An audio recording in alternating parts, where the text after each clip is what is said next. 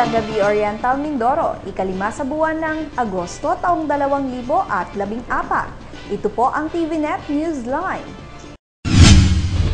Sa ulo ng ating mga balita, gagawing National Measles, Rubella and Oral Polio Vaccine Mass Immunization pinaghahandaan na. Deed of donation iginawad na sa mga residente sa resettlement area sa Barangay Wawa. Dahilan ng pagningas ng apoy sa bahagi ng silid-aralan sa Sariaco Abes Memorial National High School hindi pa rin natutukoy.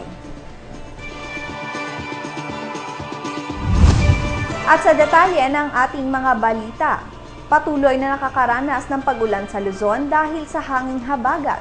Alas 4 ng umaga, ikalima ng Agosto, namata ng mata ni Bagyong Jose sa layong 745 kilometro ng Apari, Cagayan, na may taglay na lakas ng hangin na umaabot sa 165 kilometers per hour at pagbugsong hanggang 200 kilometers per hour. Kumikilos ito patungong Hilagang Kanluran sa bilis na 13 kilometro bawat oras. Patuloy na pinapayuhan ng Pag-asa ang mga mamamayan na mag-ingat laban sa posibilidad ng pagbaha dahil sa mga pag-ulan, gayon din sa mga sakit na maaaring idulot ng masamang panahon.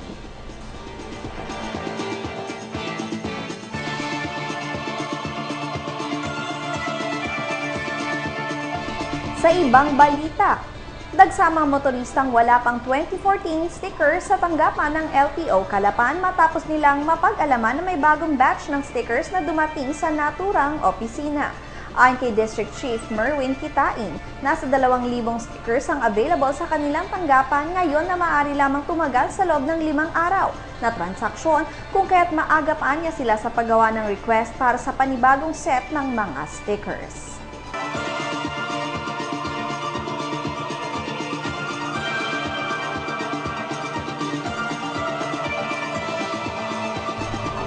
Magbabalik po ang TVNet Newsline. Bakit ka kasi kumabit? Alam mong di tama yan, di ba? Huwag ka nang gumamit ng pag-aari ng iba. Nakakaperwisyo ka sa mga legal na cable. Lumalabo ang signal nila. Mahiya ka naman, hoy. Illegal na cable mo, putulin na. Ano, gusto mo bang umabot pa sa kulungan? Umiwas ka na sa gulo tsaka skandalo. Huwag maging kabit. Magpakabit ng tama ngayon.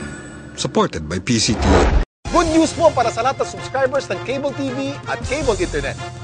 Naisabatas na po ang Anti-Cable Television and Cable Internet Tapping Act of 2013. At ayon dito, bawal makikabit ng Cable TV at Cable Internet. Ang parusa sa sino mang lumabag sa batas na ito ay pagkakakulong at pagbabayad ng malaking multa. Bayad ka na nga, kulong ka pa. Kim Atienza po, nagsasabing pagdating sa batas, hindi weather-weather lang. Huwag maging kabit. Supported by the PCTA. We may live on the same planet, but often we're worlds apart because there are gaps between us. Gaps that are formed because of our differences. At Maybank, we believe we can cross these gaps. We can build bridges that unite people. Bridges that connect us with the future we're planning for. Let's bridge those gaps by being human. Maybank, humanizing financial services across Asia.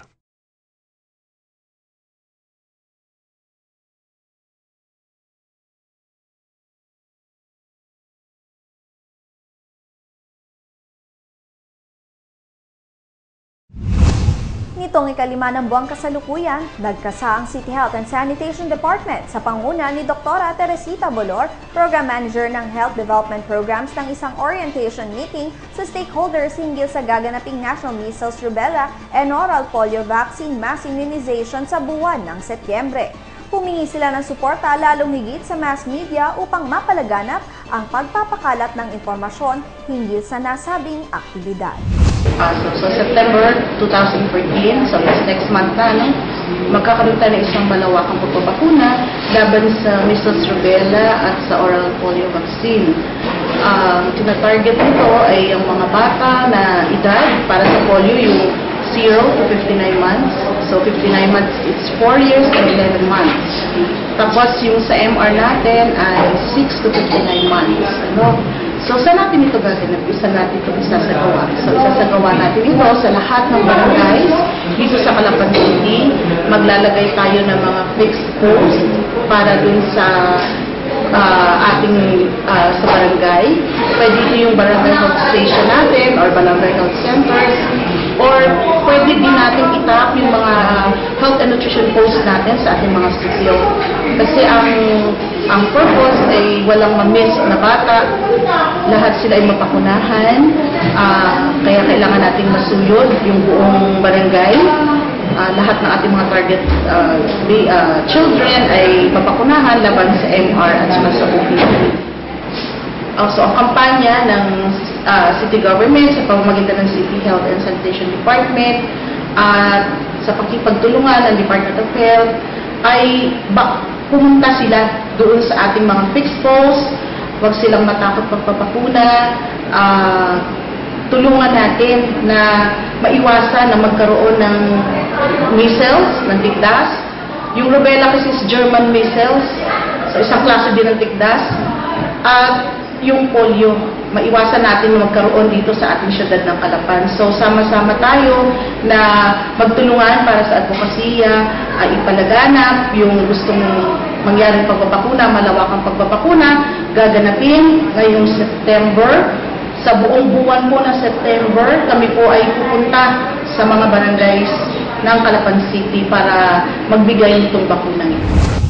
Tinalakay din ang gagawing estratehiya para sa aktibidad kung saan bibigyang abiso ang mga magulang o guardians ng mga bata ng mga barangay health workers na nakatoka sa kanilang lugar. Magkakaroon rin ng isang area kung saan isasagawa ang malawakang bakuna na magsisimula alas 8 ng umaga. Layunin ng kampanya na mabakunahan ang lahat ng bata kahit sa kasulok-sulukan ng lungsod ng Calapan, kung saan para sa measles rubella vaccine, target nilang mabakunahan ang mga batang may edad mula 9 hanggang 59 na buwan at 0 to 50 months naman ang babakunahan ng oral polio vaccine.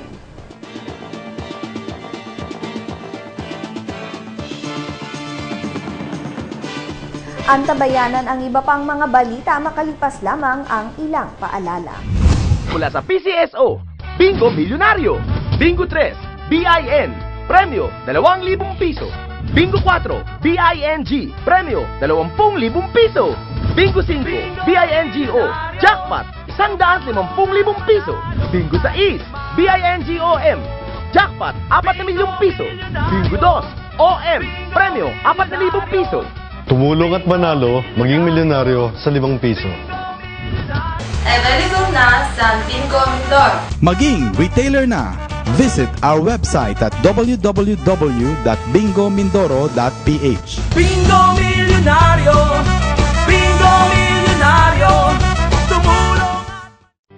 Maring Rema, saan ka ba nagsasanla? Sa Palawan Pawn Shop. Mataas ang tanggap, mababang interes. 1 to 11 days, 1% lang. 12 to 22 days, 2% ang interes. At 23 to 33 days, 3% lang ang interes. May automatic text pa sila sa mga customer para mai-renew at hindi marimata ang mga sangla nila. Oras na, para ilipat ang mga sangla ko sa Palawan Pawn Shop. Ikaw ang number 1 sa Palawan Pawn Shop.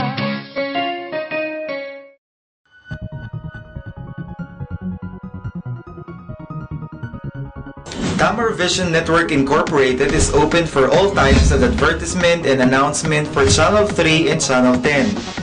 Either VTR or line ads. Not just for local subscription but also international for a much affordable cost. But wait, there's more! You can now enjoy watching latest news update and other events by logging in at our YouTube account. Just type TVNet Newsline.